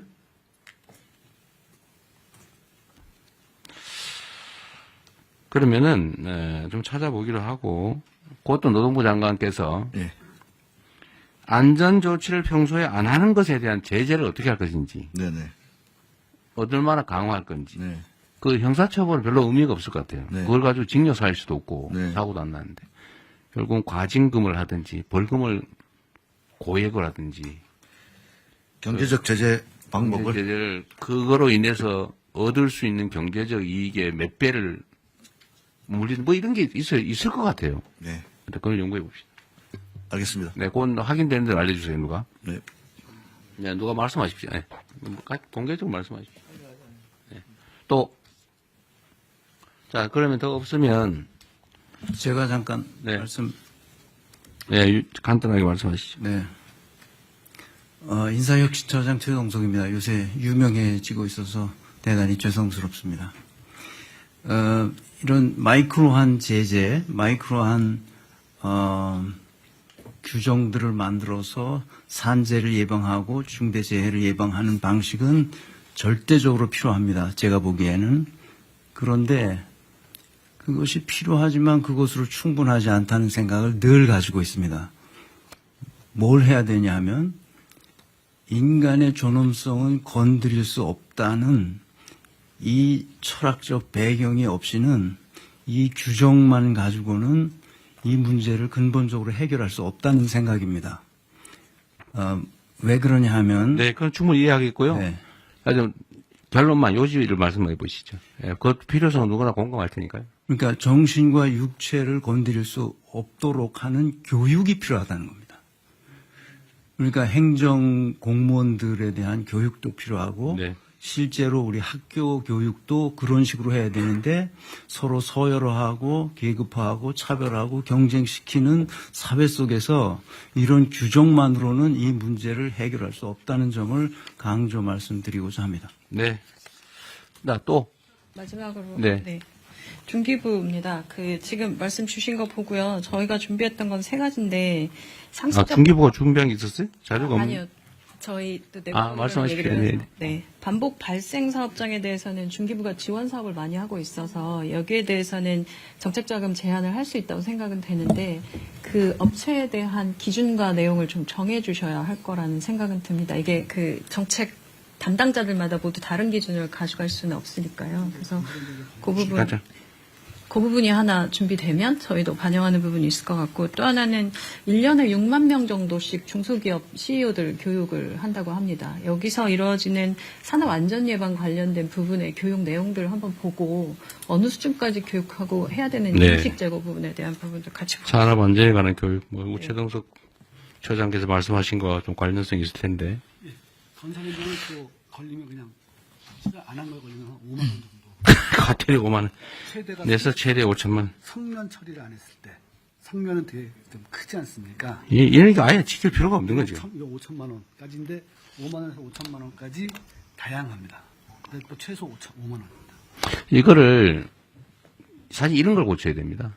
지금 보니까 산업안전보건부 각 조항의 안전조치를 정해놓고 그걸 위반했을 때 과태료 최소 5만 원, 최대 5천만 원이라는데 이렇게 하면 지킬 이유가 없죠. 요거를 제고하겠습니다. 요거를 어떻게 개정할지 네. 이것도 한번 검토를 하고 논의를 한번 해보죠. 네. 알겠습니다. 여기에 구멍이 있었던 것 같습니다. 네. 잘 알겠습니다. 네. 또 혹시 의견 없으시면 정리할게요. 하여튼 산업재해 사망 문제는 사실은 우리 사회의 여러 가지 사망, 불의의 사망 원인 중에 두 번째로 한 세 번째 정도 되는 것 같네요. 자살, 교통사고, 산재. 하여튼 이거를 다시 최소화할 수 있도록 각 부처가 노력을 해야 될 텐데 주무부처는 어쨌든 노동부가 할 거고 노동부 자체에서 하는 것 외에 다른 부처가 해야 될 일을 오늘 쭉 토론을 해봤는데 이제 정리를 할 거 아닙니까? 오늘 말씀하신 걸 다 정리를 할 텐데 그걸 최대한 신속하게 입법할 건 입법하고 규정으로 만들 건 만들고 또 현장에 필요한 조치는 하고 인력 예산 필요하면 요청하시고 네. 그리고 그 결과를 다음 주까지는 어렵겠지만 되는 대로 보고도 해주시고 실제 실행할 수 있는 건 하시고요. 네. 그리고 현장은 최대한 많이 가보시고 그렇게 하겠습니다. 그렇게 하도록 하시죠. 지금 벌써 11시 20분인데 나머지 산불, 산사태, 그다음에 산림관리 방안 이거는 사실 논쟁이 되게 많은 사안이에요, 그죠? 저는 지금 온갖 얘기를 다 듣고 있는데 왜 30년 된 나무를 베가지고 새로운 묘목을 심냐? 저번에도 한번 여쭤봤는데 그게 탄소 발생을 줄이는 효과가 있다는데 저는 여전히 상식적으로 납득이 잘 안 되고요.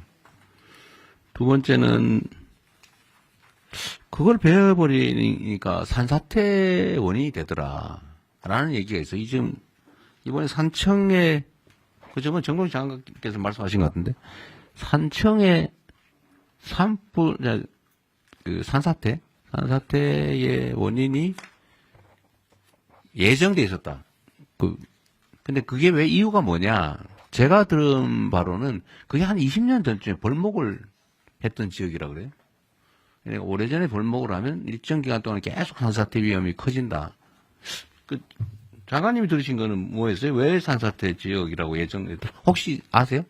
예. 그러니까 왜 산사태 위험 지역으로 분류돼 있었는지? 산사태 취약 지역이 취약 있고요. 지역으로. 예. 그거는 뭐 우리 산림청에서 기준을 가지고 정하는데요. 근데 왜 그런지 예. 혹시 아세요? 그니까 잠깐 나. 대통령께서 방문한 산청읍 불이 저도 그 현장에 갔는데 아니, 작년 원인이 뭐라고 5월에 그러던가요? 20년 전에 볼목한 거 맞고요. 작년 5월 달에 경상남도가 행정안전부에다가 산사태 취약 지역으로 산청군 내에 5개소를 보고했습니다. 근데 이게 비공개 처리됐습니다. 그 동네 주민들은 여기가 산사태 취약 지역인지를 잘 모릅니다. 그러니까 이거 정보 공개만 되고 가령 폭우가 예고됐을 때 주민들에게 경고를 했다면 충분히 사망사고, 네. 이 자리에서만 3사람이 죽었거든요. 일단 논점은 이제 그건 아니고요. 하여튼 그 지적은 맞고요. 근데 여기가 왜 산사태 위험 지역이었냐에 대해서 제가 받은 어떤 정부 입장과 완전히 반대쪽인 사람이에요. 그분이 저한테 하는 얘기는 이게 오래전에 벌목을 했던 지역이기 때문이다. 이렇게 주장을 하더라고요. 맞는지 잘 모르겠어요. 근데 그게 외형상으로는 살림이 멀쩡하더라는 거예요. 저도 가보니까 멀쩡하더라고요, 살림이. 한 20년 동안 다시 자랐으니까. 근데 그게 맞는지, 그러니까 함부로 벌목을 한 게 과연 맞냐? 종합적으로 봤을 때. 종합적으로 말씀드리면. 아니, 잠깐만요. 근데 그런 문제가 하나 있다. 그러니까 벌목을 지금 국가 사업으로 지금 하고 있는데, 경제성은 거의 없다. 그 해봐야 비용조차도 잘 안 나온다. 그죠? 그리고 새로 나무 심는 데는 엄청난 예산이 들어간다. 근데 그 결과는 산사태 위험을 증대시킨다. 근데 과연 탄소 포집 효과가 진짜 크냐? 이 논쟁이 있는 것 같아요. 그 하나하고 두 번째는 산에 임도 내는 거 있잖아요. 임도를 내는데 그 임도를 내는 게 필요하다. 그래서 사실 예산이 꽤 들어가는 것 같아요. 근데 또 반대쪽에서 뭐라고 하냐면 그 산사태 원인이고 산림 훼손되는 거지.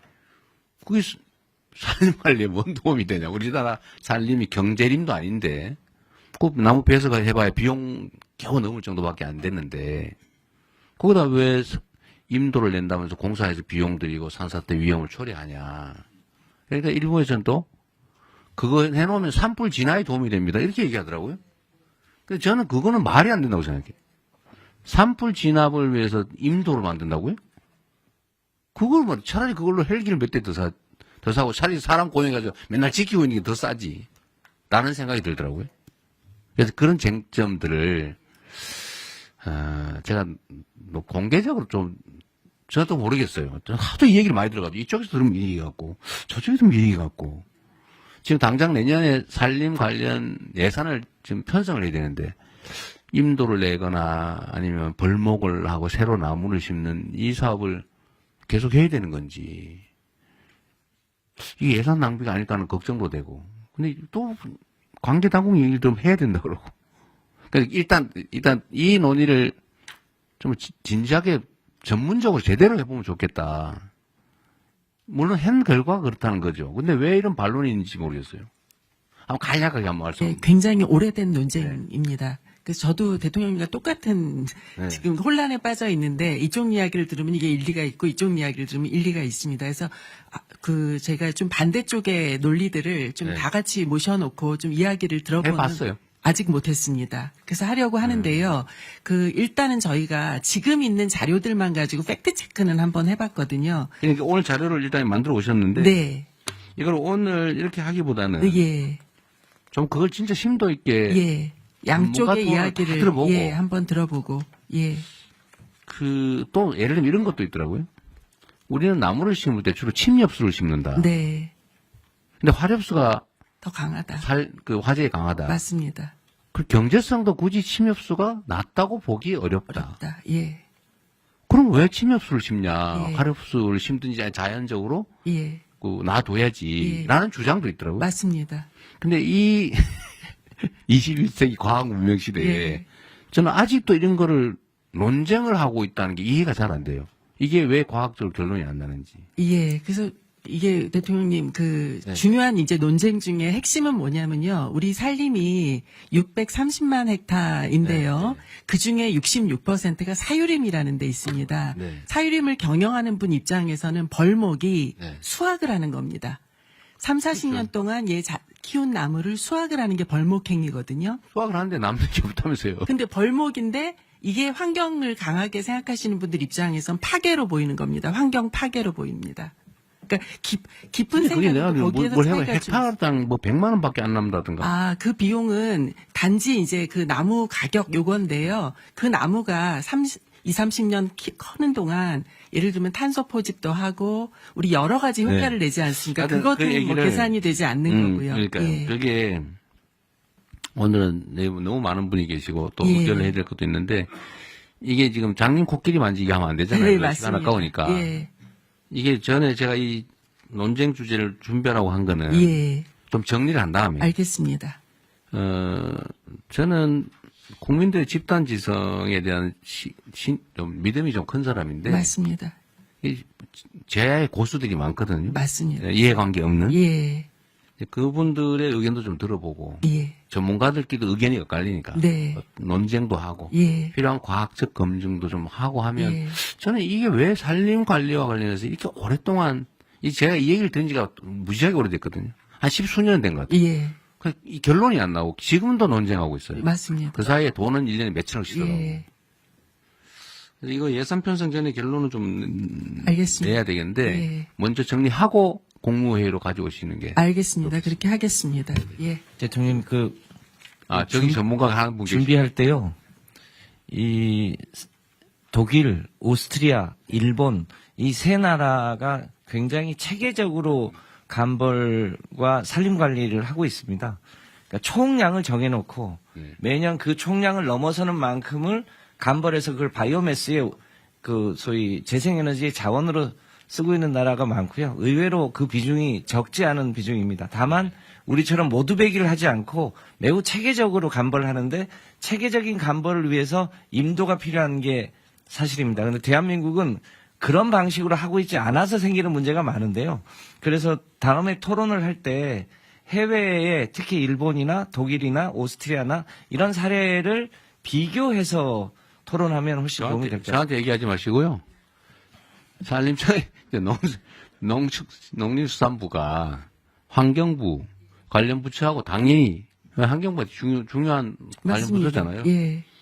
저는 김성환 장관께서 어떤 생각하시는지 잘 모르겠는데 지금 얼핏 들어보니까 감벌을 잘해야 된다 그런 입장. 임도도 내야 된다는 쪽 같기도 한데 우리나라처럼 이렇게 삐쭉삐쭉한 산에 과연 임도를 내서 될지도 우리는 임도를 내서 관리를 할 만한 데는 다 밭으로 만들지 않나요?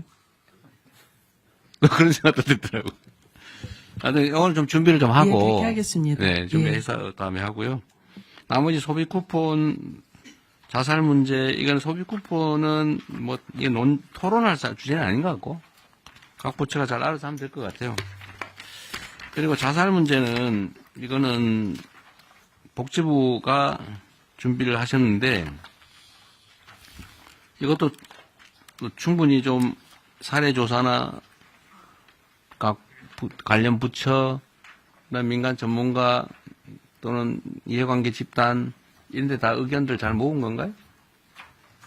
계속 모으고 있는 중입니다. 아직 안 끝난 네, 거죠? 네, 아직 좀 진행 또 중입니다. 정리를 하고 난 다음에 얘기하도록 하시죠. 네, 그러겠습니다. 이거는 우리가 이 바쁜 시간에 장님 코끼리 만지듯이 하면 안 되니까요.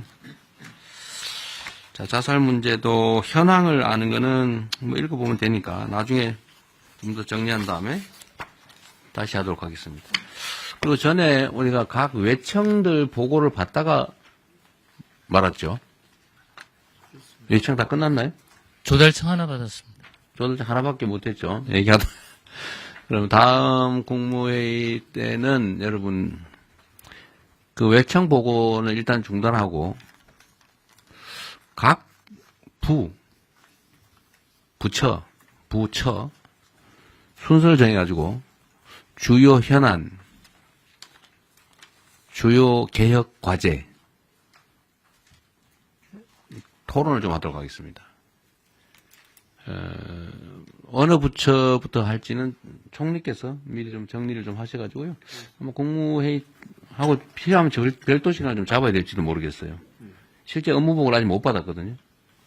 각 부처 업무보고를 받아야 되니까. 대통령 부처 업무보고는 이제 부처별로 2개씩 돼 있는데요. 2개씩이요? 그걸 그런데 이제 그 형식은 사실 부처가 대통령한테 보고하는 형식이 있어서 지금 말씀하신 취지는 부처 업무보고도 있지만 또 같이 토론도 하시자는 그런 취지여서. 네, 그렇습니다. 예, 국무회의 또 토론 이 시간과 부처 단독 업무보고 형식하고 상의해서요 보고 드리겠습니다. 예. 근데 저는 지금 각 부처들이 너무 칸막이가 돼 있어가지고 저는 이제 사례들 한두 가지 말씀드렸습니다만 좀 직접 관련이 없어 보이도 다른 부처들이 그 얘기를 같이 나누는 게 중요할 것 같아요. 뭐 시간 낭비처럼 느껴질지 혹시 모르는데 그래도 한 번은 스크린하고 각 부처들이 다른 부처에 이런 주요 현안이 있구나.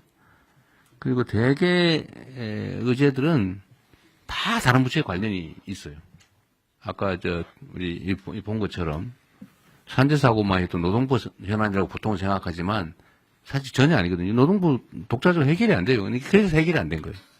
그냥 전 부처가 나서가지고 관계된 것들 다 해야 되기 때문에 그 세부적인 무슨 통계 자료니 이런 거는 그냥 보고할 때 서류로 대충 하면 되고 주요 현안. 예. 각 부처의 개혁 과제 이거는 같이 공유를 좀 해야 될 것 같아서. 예, 그걸 국무회의에서 하고 그 중에 보완이 필요하거나 뭐 각 부처만 해야 될 게 있으면 따로 떼고. 알겠습니다. 예. 아니면 부처를 한 그룹핑을 서너 부처로 묶어서 같이 그래 할 하는 사안들은 것도 그렇게 하고. 그것도 하나의 방법입니다. 부처는 따로 할 건 따로 하고. 예. 관련 부처 몇 군데만 할 건 몇 군데로 하고. 예. 같이 공유해도 괜찮은 거는 국무회의 할 때 그냥 신속하게 쭉 한번 훑어보고 나가게. 방식을 2개를 검토해서 보고 드린다. 단계별로 하죠. 예.